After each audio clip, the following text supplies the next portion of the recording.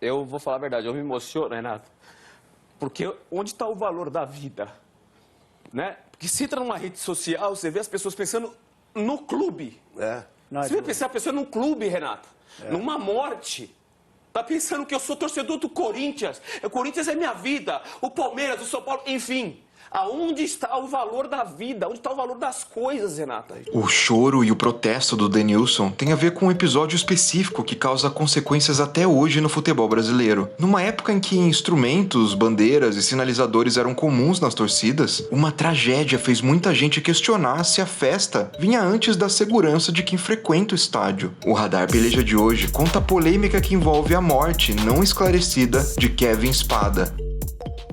20 de fevereiro de 2013, Oruro, Bolívia. San José e Corinthians se enfrentavam na Copa Libertadores pelo Grupo 5. O clube boliviano vinha de um vice-campeonato nacional. Do outro lado estava o Corinthians do Tite, campeão mundial de clubes de 2012. Na estreia da Libertadores seguinte, em 2013, a torcida foi em peso para a Bolívia torcer para o Timão. Enquanto os brasileiros cantavam e empurravam o time, a equipe boliviana foi recebida pela sua torcida com fogos de artifício, música típica e gritos. No mosaico de fogo atrás do gol estava escrito La Temible, nome da torcida do San José, um dos clubes mais populares da Bolívia. Só que logo aos 5 minutos, Paulo Guerreiro fez os donos da casa se calarem quando marcou um gol pro Corinthians. Durante a comemoração, um bandeirão estampado com o nome Esporte Clube Corinthians Paulista subiu na arquibancada e debaixo dele, como um foguete, um sinalizador naval foi lançado em direção à torcida do San José. O artefato entrou pelo olho direito de Kevin Spada, de só 14 anos de idade,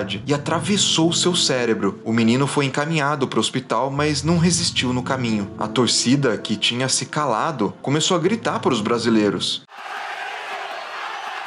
Nesse momento tenso, a Fiel recolheu todos os bandeirões, mas só tiveram a confirmação da morte do Kevin depois do jogo. 12 corintianos foram presos ainda na Bolívia. 7 foram liberados nos dias seguintes, enquanto outros 5 passaram 156 dias na cadeia. Depois da tragédia, numa entrevista coletiva, o Tite, técnico do Corinthians na época, falou: "Eu trocaria o meu título mundial pela vida desse menino." 4 dias depois da partida, um jovem de 17 anos, integrante da maior organizada do Corinthians, contou a sua versão da história. Ele disse que comprou o sinalizador naval na 25 de março, em São Paulo, e o acionou na comemoração do gol. Pra mim só ia acender e pronto, não sabia que o negócio ia sair voando assim ou algo parecido. Por ser menor de idade, ele não poderia ser extraditado para Bolívia e punido. Segundo o presidente do Corinthians, Mário Gobi, as investigações e resolução do caso chegaram a envolver uma disputa política entre embaixadores dos dois países. Ainda, de acordo com ele, o pai do garoto tentou pressionar o clube a pagar uma indenização para a família. Você sabe o que o pai do Kevin me pediu para resolver rapidinho?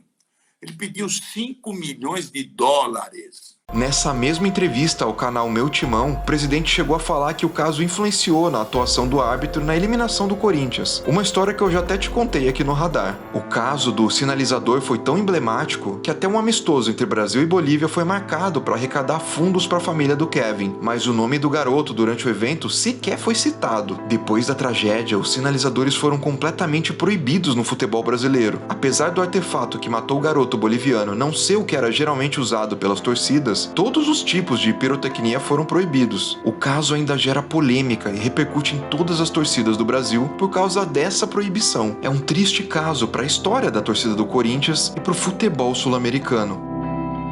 Comente, inscreva-se no Peleja e até o próximo Radar.